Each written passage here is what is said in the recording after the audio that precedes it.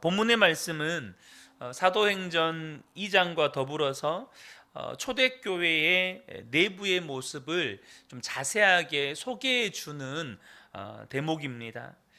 이 초대교회의 모습은 오늘날 현대교회들이 본받아야 하고 또 우리가 회복되어져야 할 또 원폼을 보여주는 모습이라고 할 수 있겠습니다. 그런데 우리가 이 본문을 볼 때 좀 주의할 점이 있는데요. 그것은 뭐냐면 현상에 집중하는 것입니다.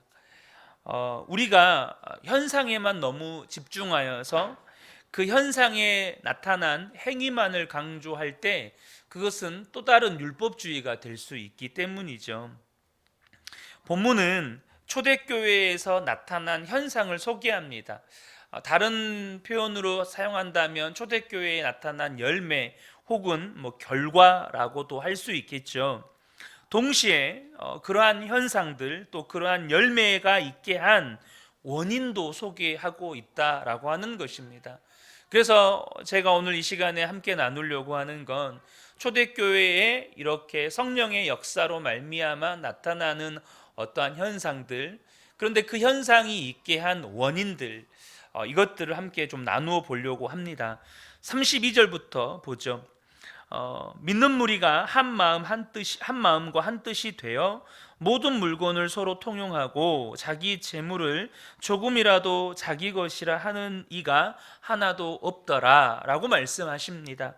첫 번째로 초대교회에서 지금 나타나고 있는 현상, 교회의 현상이 뭐냐면 모든 물건을 서로 통용하고 자기 재물을 조금이라도 자기 것이라 하는 이가 하나도 없더라. 물건을 나누어 사용하고 또 자기 것을 자기 것이라고 말하는 사람이 없었다라는 것입니다. 현상만 보면요, 사유재산을 인정하지 않는 것 같습니다. 마치 공산주의처럼 모든 것을 공동으로 생산해서 공동으로 분배하는 이런 공산주의처럼도 보여요. 실제적으로 여러분, 공산주의가 이 사도행전에서 이 모습의 껍데기만 그대로 가져다가 채용한 것이 그 시작이라고도 볼 수 있는데요. 이것이 결정적으로 다른 것이 있습니다. 이 공산주의가 추구하는 바와 이 성경에서 나타난 이 교회의 모습, 참된 교회에게서 나타나는 어떤 열매와 현상이 분명하게 다른 점이 있어요. 그것은 뭐냐면 그 현상이 있게 한 원인입니다. 그러니까 다시 말씀을 드리면 물건을 서로 나누어 사용하고 자기 것을 자기라고 말하는 사람이 없게 만든 원인이 전혀 다르다는 거예요. 그 원인이 뭘까요? 32절 시작 부분에 소개가 돼요. 뭐가 되어 있냐면 믿는 무리가 한 마음 한 뜻이 되었다는 거예요. 믿는 무리라는 건 뭐죠? 바로 그리스도 안에서 초대교회 성도들이 그리스도 안에서 한 마음과 한 뜻이 되었다라고 하는 것입니다. 잠깐 공산주의 이야기를 잠깐만 좀 더 하겠습니다. 여러분, 공산주의가 그 모든 인간이 평등한 사회를 만들기 위한, 모든 인간이 그들의 주장대로 정말로 똑같이 존중받는 그런 평등한 세상을 만들기 위해서 공산주의가 사용하는 방법은 뭡니까? 우리가 흔히 아는 것처럼 계급투쟁이라고 하는 혁명입니다. 그러니까 이 갖지 못한 자들, 배우지 못한 자들, 가지지 못한 자들, 이 프롤레타리아 계급이라고 말하죠. 이 계급이 혁명을 일으키는 거예요. 그래서 가진 자들, 소위 말해서 귀족들, 또 부르주아라고 말하는 기업가들, 또 대지주들, 이 가진 자들의 소유를 강제로 빼앗아서 분배하는 것입니다. 근데 이 과정에는 무수히 많은 피가 흐릅니다. 무수히 많은 사람들이 죽습니다. 제가 가끔씩 인용도 하지만 스탈린이 공산혁명을 일으키는 과정에서 4천만 명을 죽였다는 공식적인 집계는 나오지 않지만 4천만 명을 죽였다는 이야기가 있고, 이 마오쩌둥이 중국도 공산 문화혁명을 일으키면서도 1,000만 명이 넘는 사람을 죽였다는 이야기가 있습니다. 공식 집계된 바는 뭐 나오지는 않으니까요. 근데 더 큰 문제는 뭐죠? 그 평등을 주장하는 그 인간도 타락한 인간이다 보니까 나중에는 타락한 인간의 본성대로 공산당원과 또 거기 그 가운데 간부들에게, 이 권력자들에게 이런 모든 착취한 부가 또 권력이 집중이 됩니다. 또 다른 계급을 만들어내고 또 다른 불평등을 만들어내죠. 그러나 교회는 서로 물건을 나누어 사용하고 자기의 것을 내 것이라고 말하는 사람이 없게 된 원인이 뭐냐면 믿는 무리가 그리스도 안에서 한 마음이 되고 한 뜻이 되었기 때문입니다. 누구도 성도들에게 네 재산 팔아라, 네 밭을 팔아라, 네 소유를 가지고 와서 바쳐라 라고 어느 사도도 말한 자가 없고, 교회에서 그렇게 가르친 적이 없고, 그냥 그리스도 안에서 성령의 역사하심을 따라 한 마음이 되고 한 뜻이 되니까 그 성령님의 이끄심을 따라서 스스로 자발적으로 자기 것을, 이거 내 거 아니에요, 이거 주님 겁니다, 제가 우리 한몸된 교회의 연약한 지체들을 위해서 이것을 드리고 싶습니다, 이렇게 자발적으로 되어졌다라고 하는 것이죠. 지금 뭘 이야기하는 겁니까? 교회의 영적 연합, 교회의 하나됨, 이것이 성도들을 물질적으로 관대하게 만들어 버렸다는 거예요. 다시 말하면 성도들로 하여금 재물에 묶이지 않게 만들어 버렸다는 거예요. 성도들로 하여금 이 재물에 자유하게 만들어 버렸다는 것입니다. 그렇다고 우리가 잠깐 재물에 대한 이야기를 하려고 하는데요, 이 재물의 힘을 결코 무시하거나 간과해서는 안 됩니다. 주님은 인생들에 있어서 이 재물의 위력을 우리 인생들에게요, 하나님과 동등하게 보십니다. 그러니까 재물 자체가 하나님과 동등한 위력을 가졌다라는 게 아니라 우리 인생들이 그만큼 하나님과 거의 비슷할 만큼의 영향력을 재물에게 받는다는 의미입니다. 그래서 마태복음 6장 24절에 보면 한 사람이 두 주인을 섬기지 못할 것이니 혹 이를 미워하고 저를 사랑하거나 혹 이를 중히 여기고 저를 경히 여김이라. 너희가 하나님과 재물을 겸하여 섬기지 못하니라. 이것은 이런 말이에요. 내 마음에 재물이 있고 하나님도 있다. 이 말은 재물이 있다는 이야기입니다. 재물과 하나님이 동시에 내 안에 존재할 수는 없는 거예요. 그러니까 이미 내 안에 재물이 마음을 차지하고 있다는 이야기예요. 유사 이래로, 인간의 역사가 시작된 이래로 끊임없이 인생들로 하여금 하나님을 버리게 만들고 또 우상 앞에 절하게 만들 때 사탄이 사용했던 대표적인 도구가 재물입니다. 이거는 부정할 수가 없어요. 신명기 8장 11절부터 14절을 보면 하나님께서 가나안 땅에 입성을 앞둔 이스라엘 백성들에게 경고의 메시지를 주십니다. 제가 읽어드리겠습니다. 내가 오늘 내게 명하는 여호와의 명령과 법도와 규례를 지키지 아니하고 내 하나님 여호와를 잊어버리지 않도록 삼갈지어다.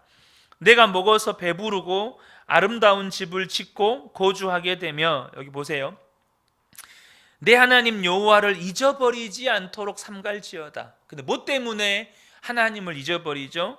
네가 먹고 배부르고 아름다운 집을 짓고 거주하게 되며 네 소와 양이 번성하며 네 은금이 증식되며 내 소유가 다 풍성하게 될 때에, 한마디로 이야기하면 재물이 많아질 때에, 이 이야기입니다.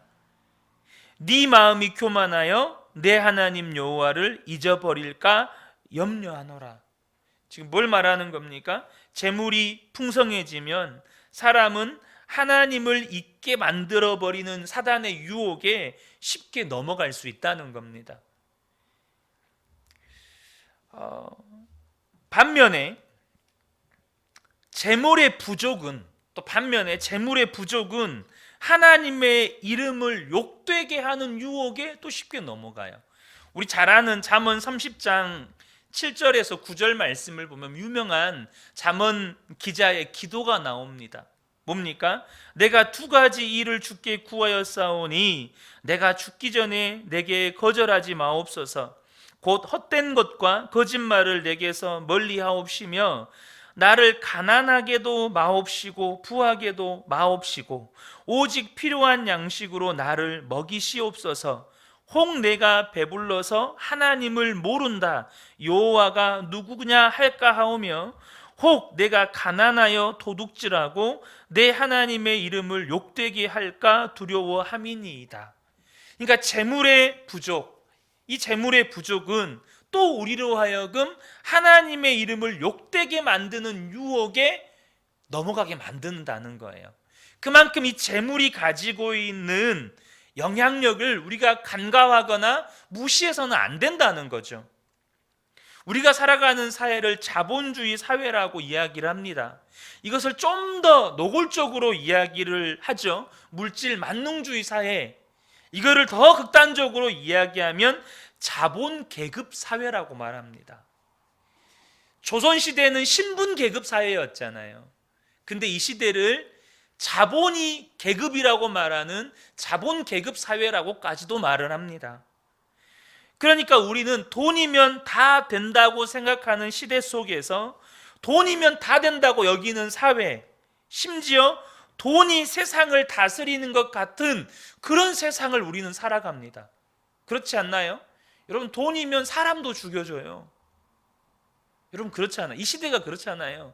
돈이면 사람도 죽여요. 유산 때문에 형제간에 칼부림이 일어나요. 지금 우린 그런 시대 속에 살아갑니다. 극악한 범죄지만 사람들을 납치해가지고 장기도 막 매매해요. 얼마나 이게 뭐 때문에 하는 겁니까? 다 돈 때문에 그러는 거예요. 그만큼 재물이 가진 영향력이라고 하는 것은 우리가 무시할 수 없이 이건 대단한 겁니다. 그런데 우리 인생에 이처럼 강력한 위력과 영향력을 행사하는 재물을요, 서로 통용하게 하고 내 것을 내 것이라고 말하지 않게 만들어버리는 은혜가 성도들이 그리스도 안에서 한마음 되고 한뜻 되면 그렇게 된다는 거예요. 그리스도 안에서 우리가 한마음이 되고 한뜻이 될 때, 영적으로 우리가 연합하게 되어질 때 그런 일들이 일어난다라고 하는 것입니다. 이것은요, 예수님의 약속대로 임하신 성령께서 역사하신 결과죠. 그런데 성령님이 어떻게 역사하십니까? 우리 에베소서 4장 3절 말씀을 보겠습니다. 에베소서 4장 3절입니다. 한번 찾아보시겠습니까?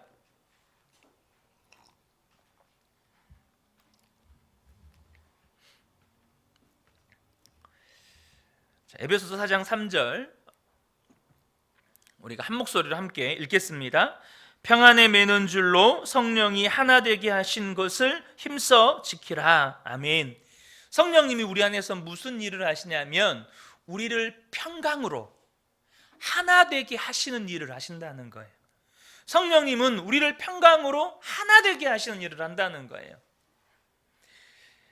사도 바울은 그의 서신서를 통해서 이와 같은 성도들의 영적 연합을 수차례 강조합니다. 이것을 주님의 몸된 지체로 비유해서 강조하기도 하고, 실제로 파벌 문제로 심각한 분열을 겪었던 이 고린도 교회를 향해서 철저한 연합을 당부하죠. 고린도전서 1장 10절에 보면 형제들아 내가 우리 주 예수 그리스도의 이름으로 너희를 권하노니 모두가 같은 말을 하고 너희 가운데 분쟁이 없이 같은 마음과 같은 뜻으로 온전히 합하라. 지금 서로가 베드로다, 아볼로다, 또 바울이다, 그리스도다라고 주장하는데 오직 그리스도 안에서 한 마음 한 뜻으로 합하라고 지금 당부하고 있는 거예요.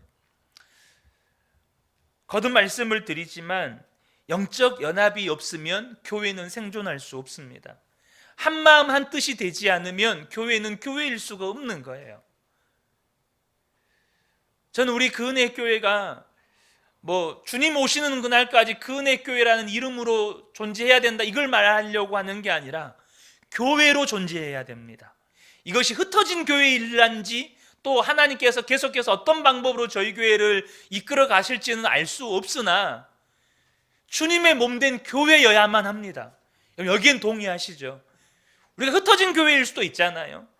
안디옥 교회가 전 세계 열방에 수많은 교회를 낳은 것처럼 저희가 흩어진 교회로 존재할 수 있어요. 그러나 교회여야만 해요. 그리스도 안에서 한 마음과 한 뜻으로 연합된, 오직 예수 그리스도 안에서 한 마음과 한 뜻으로 연합된 교회여야만 한다는 거예요. 자, 다음 33절에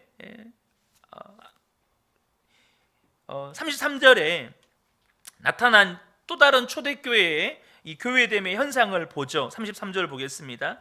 사도들이 큰 권능으로 주 예수의 부활을 증언하니 무리가 큰 은혜를 받아 라고 말씀합니다. 자, 초대교회에서 나타난 현상은 뭐죠? 무리가 큰 은혜를 받았다는 겁니다. 온 교회가 큰 은혜를 받았다는 거예요.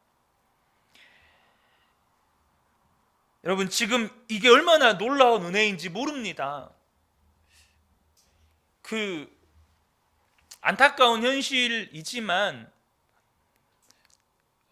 제가 주변에 있는 성도님들이나 이제 아는 분들, 이렇게 관계되신 분들의 이야기를 들어보면 예배가 은혜가 안 돼라는 말을 종종 듣습니다. 절대 그 교회를 비난하려고 하는 말이 아니라 그냥 팩트만 전달을 하는 겁니다. 예배가 은혜가 안 돼. 여러분, 이건 너무 큰 아픔이고, 이건 교회의 이거는 너무 큰 아픔이에요. 예배가 은혜가 안 돼. 말씀이 은혜가 안 돼. 저는 그은혜 교회를 섬기는 목사로서 우리 교회가 드려지는 모든 예배와 모든 모임마다 큰 은혜가 임하기를 간절히 소망합니다. 여러분, 은혜 없는 예배, 그건 너무 슬픈 일이에요. 은혜 없는 모임, 그건 너무 절망스러운 겁니다. 은혜가 없는데 우리가 모일 이유가 뭐가 있습니까?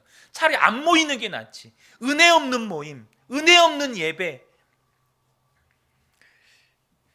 여러분, 한번 생각을 해보시면 좋겠어요. 내가 본문에 성경에서 무리가 큰 은혜를 받아라고 말할 만큼 내가 정말 큰 은혜를 언제 받았지?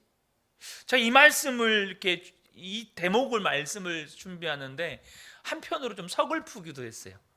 저는 어떤 면에서는 이제 목사니까 은혜를 끼치는 또 그 사명자잖아요. 그러니까 한편으로 이 말씀을 준비하면서 제 마음 가운데 여러 가지 막 서글픔이 들었어요. 나는 정말 큰 은혜를 끼치는 사역자인가? 이 부분에 계속해서 반문이 되는 거예요. 나는 성도들에게 큰 은혜를 끼치는 사역자인가? 본문은요, 이 초대교회가 큰 은혜를 받았다는 이 현상의 원인을 이야기합니다. 온 성도가, 온 무리가 이 큰 은혜를 받게 한 원인이 무엇이었습니까? 그 앞에 나오죠. 사도들이 큰 권능으로 주 예수의 부활을 증언했기 때문입니다. 사도들이 큰 권능으로 주 예수의 부활을 증언했다. 그래서 큰 은혜를 받았다는 거예요. 여기서 말씀을 준비하면서 두 가지 부분에 주목이 됐는데요. 먼저는 뭐냐면 그럼에도 불구하고예요. 우리 자주 사용하는 단어죠. 여기는 그럼에도 불구하고라는 단어가 나오지는 않아요. 그런데 사도들이 처한 상황이 그럼에도 불구하고예요.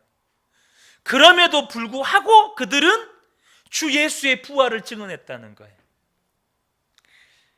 지금 이 복음을 전하는 사도들의 처한 상황이 어떤 상황이었습니까? 우리는 이 앞서 베드로와 요한이 당했던 사건을 잘 기억하고 있습니다. 그들이 공회에 끌려갔어요. 그래서 거기에서 신문을 당했어요. 그리고 최고의 권력자들로부터 어떤 말을 듣습니까? 다시는 예수의 이름으로 말하지도 말고 가르치지도 말라고 협박을 당합니다. 이들이 누구였습니까? 바로 예수님을 십자가에 매달아 죽일 것을 결정한 이 권력자 회의였습니다. 공회였어요. 그러니까 자기들도 십자가에 매달 수 있는 권력을 가진 자들이 지금 다시는 예수의 이름으로 말하지도 말고 가르치지도 말라고 지금 협박받고 있는 상황이었습니다. 그들의 협박은 강력했고 사도들이 두려움을 가지기에는 충분했죠. 근데 그럼에도 불구하고 사도들이 예수의 부활을 증언했다는 거예요. 그럼에도 불구하고 예수의 부활을 증언했다는 거예요. 같은 맥락에서 또 한 가지 주목할 것은 그럼에도 불구하고 복음을 전한, 복음만을 선포한 그들의 태도예요. 또 한 가지는 뭐냐면 그럼에도 불구하고 말 그대로 그들은 주 예수의 부활, 곧 복음만 전했다는 거예요. 다른 것을 안 전했어요. 그들이 처한 시대적 상황과 환경은 복음만을 전할 수 있는 상황과 환경이 아니었습니다. 1차적으로는 복음을 전하면 환난과 핍박을 당했기 때문에 복음을 전할 수가 없는, 복음을 전하면 목숨을 걸어야 하는 그런 상황과 환경이었지만 그 외에도 복음이 그 시대의 사람들에게 인식되는 이 복음이라고 하는 것이 그 시대 혹은 이방인들에게 받아들여지는 그 시대적 분위기, 우리 너무 잘 아는 고린도전서 1장 23절에 보면 우리는 십자가에 못 박힌 그리스도를 전하니 유대인에게는 거리끼는 것이요 이방인에게는 미련한 것이로되.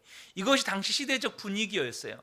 예수를 전하면 유대인들은 무조건 거부, 예수의 옛자도 못 꺼내게, 예수님의 고향인 나사렛 자도 못 꺼내게 일단은 유대인들은 다 집단 거부. 또 한 가지는 뭐죠? 이방인 헬라인들을 중심으로 한 이 인본주의에 묶여있는 사람들에게 이 복음은 미련한 것이었어요. 저 미련한 것들, 저 수준 낮은 것들, 저 수준 낮은 이야기를 우리한테 하고 있네? 이런 분위기였어요. 그런데 이들은 그럼에도 불구하고 복음만 전했다는 거예요. 유대인들에게는 이 이야기를 하기만 하면 거부당했고 이방인들에게 이 이야기만 하면 미련한 자들이라고 그렇게 천시받는 분위기 속의 환경 속에서도 그들은 복음만 전했다는 거예요. 우리가 고린도전서 말씀을 나눴을 때처럼 사도 바울이요 고린도라고 하는 도시에 들어갔을 때 어떤 마음의 결단을 가지고 들어갑니까? 고린도전서 2장 2절입니다. 내가 너희 중에서 예수 그리스도와 그가 십자가에 못 박히신 것 외에는 아무것도 알지 아니하기로 작정하였습니다. 고린도라고 하는 도시에 들어갈 때 사도 바울은 굉장히 두려움에 떨었고 이미 이방 종교들이 거기를 꽉 잡고 있었기 때문에 너무나도 이방 종교의 핍박도 있었고 이방 종교에 비하면 너무나도 세가 약했고 또 온갖 음란함으로 도시는 정말로 타락했고 또 수많은 이 유통도시이기 때문에 상업도시이기 때문에 또 상인들에 의해서 돈이 넘쳐나는 도시. 그럼에도 불구하고 사도들은 복음만 전했다는 거예요. 그러니까 이것을 이 시대에 그대로 접목하면 제가 목사로 살아가면서 당장 목회자로서 교회를 섬길 때 일단은 학력을 요구받아요. 높은 학력을 요구받습니다. 유학 다녀왔습니까? 시대가 그걸 요구해요. 또 그것이 아니더라도 교회를 성장시키려면 전략이 있어야 되고 교회를 성장시키려면 어떤 시스템을 갖춰야 되고 프로그램이 있어야 되고 또 교회를 성장시키는 것이 목회의 목표. 수많은 유혹들을 받습니다. 그런 이야기들을 들으면 복음은 미련한 것처럼 보일 때가 있어요. 예수님만 이야기하면 안 될 것 같아요. 뭔가 더 탁월한 전략들을 교회에 도입을 해야 되고, 뭔가 더 탁월한 시스템을 교회에 도입을 해야 되고, 뭔가 더 탁월한 훈련 프로그램을 교회에 도입해야 되고, 그런 유혹을 받습니다. 복음은 제가 볼 때도 미련한 것으로 보이는 것처럼 이 시대가 보여요. 근데 이 사도들의 선택이 무엇이었습니까? 그럼에도 불구하고 그런 것들에 비하면 한없이 보잘것없는 이 복음만 전했다는 거예요. 그러니까 이 성도들이요, 온 무리가 큰 은혜를 받아요. 그러므로 사랑하는 성도 여러분, 이 강단에서 그럼에도 불구하고 주 예수만 전해지도록 여러분 기도해 주셔야 돼요. 이 강단에서 탁월함을 이야기하면 안 돼요. 이 강단에서 어떤 예수님을 대체하는 전략, 뭐 프로그램 혹은 목회적인 어떤 철학이 이야기되면 안 돼요. 두 번째 원인으로 우리가 주목해야 할 것은 뭐냐면, 이 사도들이요, 큰 권능으로 증언했다는 거예요. 좀 전에는 그들이 증언한, 그들이 가르치고 선포한 내용이었고요, 이 사도들의 이 복음을 전하는 태도, 그 복음을 전하게 만들어준 원천, 그게 뭐죠? 큰 권능으로 복음을 전했다는 거예요. 이미 사도행전 2장에서 소개하고 있죠. 사도행전 2장 43절에 사람마다 두려워하는데 사도들로 말미암아 기사와 표적이 많이 나타나니. 사도들은 큰 권능으로 사역했고, 큰 권능으로 복음을 전했고, 큰 권능으로 교회를 섬겼고, 큰 권능으로 성도들에게 말씀을 가르쳤습니다. 우리가 이 다음에 나누겠지만 또 사도행전 5장에 넘어가면 아나니아와 삽비라 사건이 또 나와요. 저를 포함한 이야기입니다. 그런 관점에서 비추어 볼 때 이 시대의 목회자들이 얼마나 가벼운지 몰라요. 너무너무 가벼워요. 저는 그런 이야기를 안 들으려고 하지만 종종 듣게 됩니다. 어떤 이야기냐면, 요즘 목사들은 목사가 아니야. 요즘 목사들은 주의 종이 아니야. 물론 그 이야기를 하시는 분의 신앙 상태도 점검해야 할 것입니다. 그렇게 말씀하시는 분의 어떤 영적 상태도 우리가 점검해 볼 필요는 있어요. 그러나 그거는 그분 이야기고요. 저는 목사니까요. 누가 자초한 겁니까? 다 목사들이 자초한 겁니다. 목회자들이 자초한 거예요. 목회자들이 큰 권능으로 사역을 하지를 않아요. 아니, 큰 권능으로 사역을 못해요. 못하고 있어요. 큰 권능이 이 시대의 목회자들을 통해서 나타나지 않아요. 왜요? 목회자들에게 믿음이 없어요. 당장 이 앞에 서 있는 저한테 믿음이 별로 없어요. 목회자들이 거룩하지 않아요. 물론 사단이 교회를 무너뜨리려는 전략으로 목회자들이 저지르는 실수나 치부들을 더 노골적으로 드러내요. 여러분, 이것은 사단이 그렇게 하는 측면이 굉장히 크다는 걸 여러분이 영적으로 아셔야 돼요. 교회를 무너뜨리려면 첫 번째로 목사가 무너지면 돼요. 말씀 맡은 목사가 타락하면 돼요. 말씀 맡은 목사가 넘어지면 돼요. 그러면 교회는 빠르게 무너져 가는 거예요. 근데 어쨌든 여러분, 목회자들이 거룩하지 않고, 목회자들이 말씀대로 살지 않고, 목회자들이 삶의 본이 되지 않아요. 누가 자초한 거예요?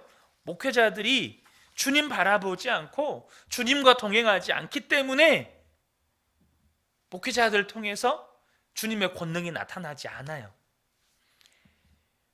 마찬가지로 저를 통해서 주님의 권능이 가려질 때가 너무 많은 것 같아요.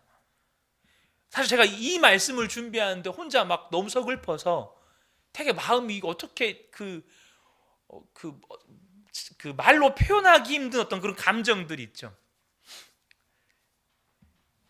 그래서 제가 이 말씀을 준비하는데 여러분들에게 기도해 달라고 부탁할 수밖에 없는 거예요. 저 스스로 보기에도 제가 너무나도 가볍거든요. 저 스스로 보기에도 제가 목회자라고 말하기 너무 부끄러울 때가 많은 거예요. 저는 우리 근혜교회 안에 예배를 비롯한 모든 모임 때마다 이런 마르지 않는 큰 은혜가 임했으면 좋겠습니다. 근데 거기에 필요한 게 있어요.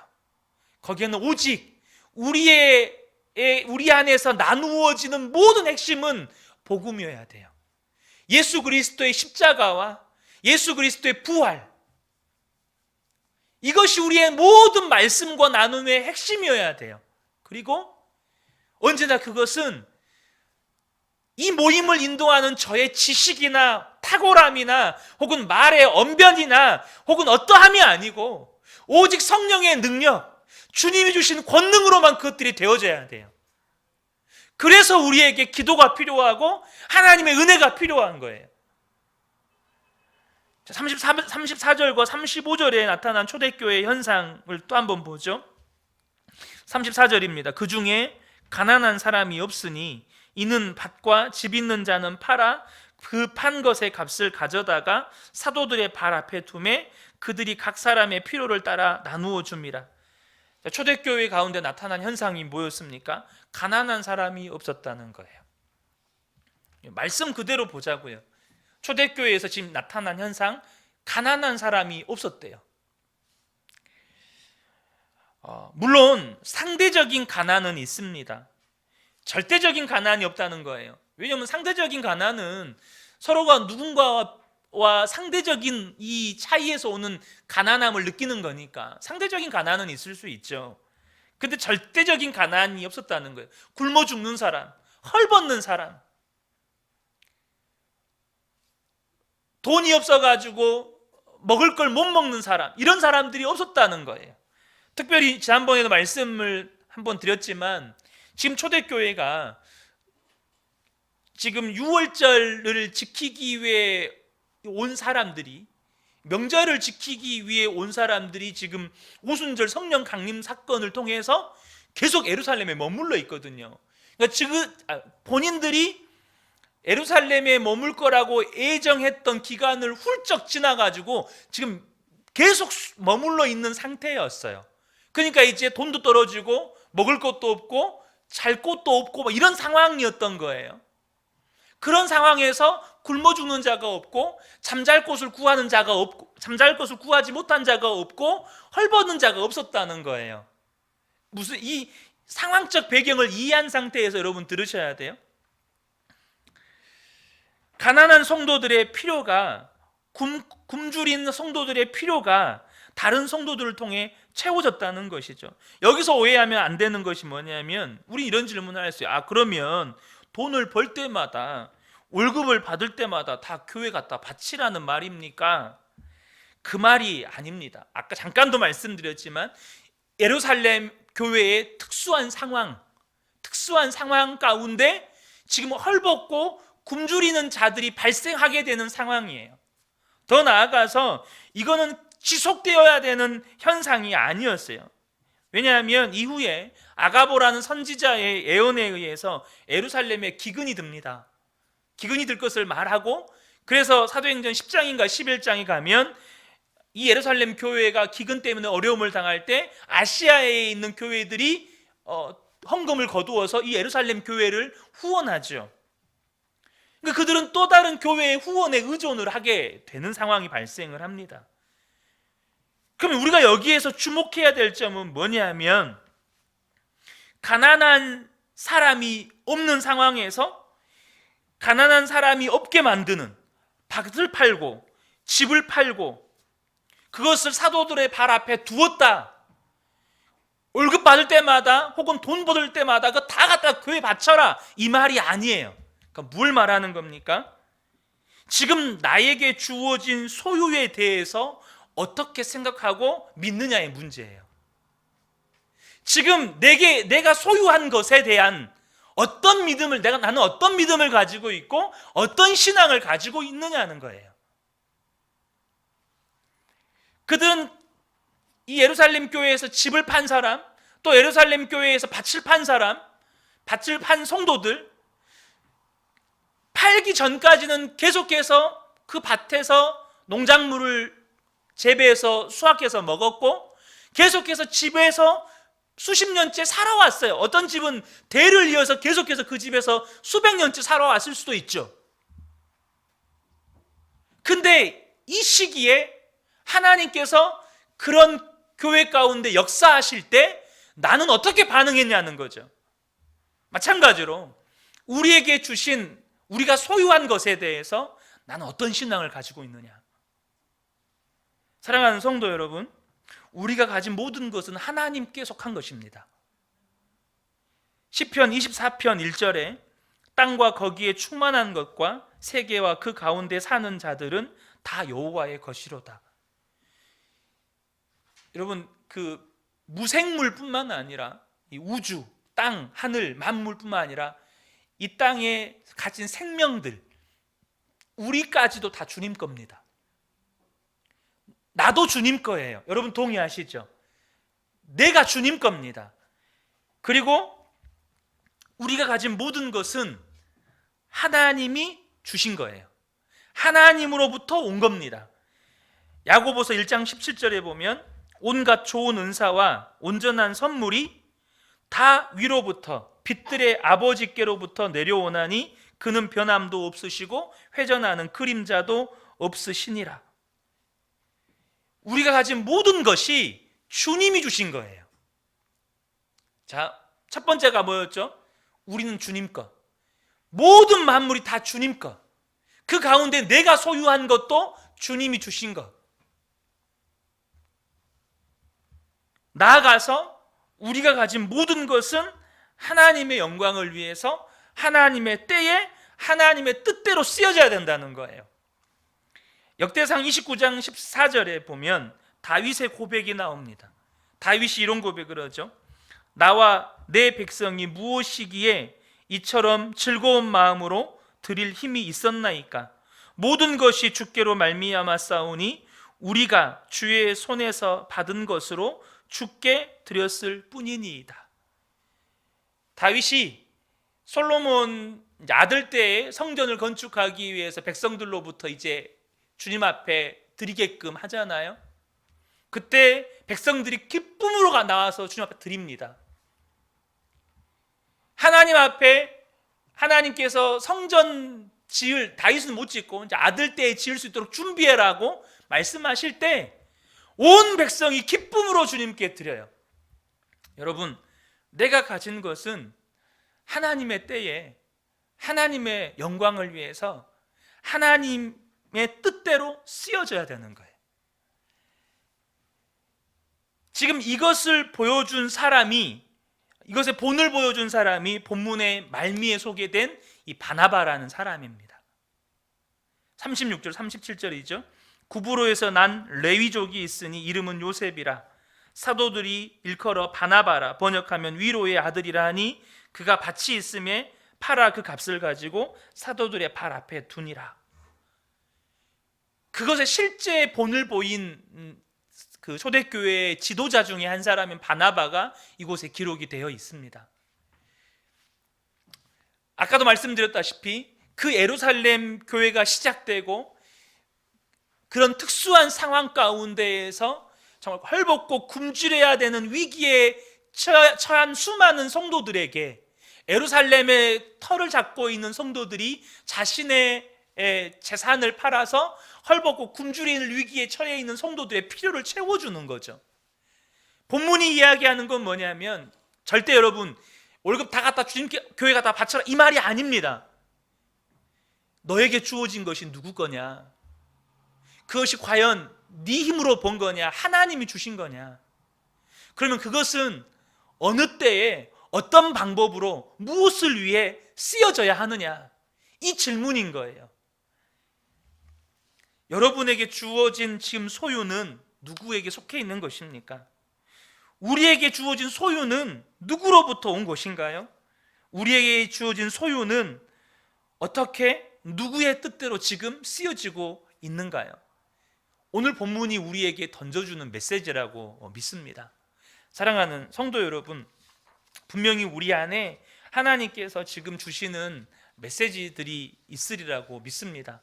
저와 여러분이 이 말씀 안에서 다시 한번 우리 근혜교회가 어떠한 모습으로 가야 하는지를 발견하고 이것들을 위해서 우리가 함께 기도했으면 좋겠습니다.